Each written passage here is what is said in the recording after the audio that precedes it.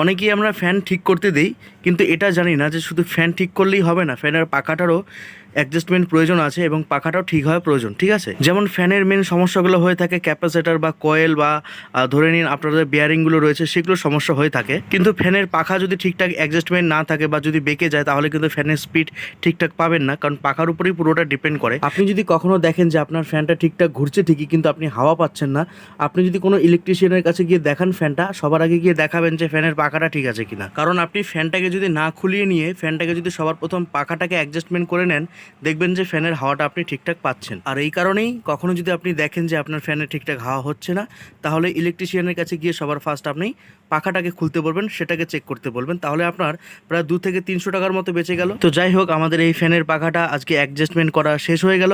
তো ফ্যানটাকে এখন ডেলিভারি করে দেবো। তো ছোট্ট একটা ইনফরমেশন ছিল আপনাদের জন্য।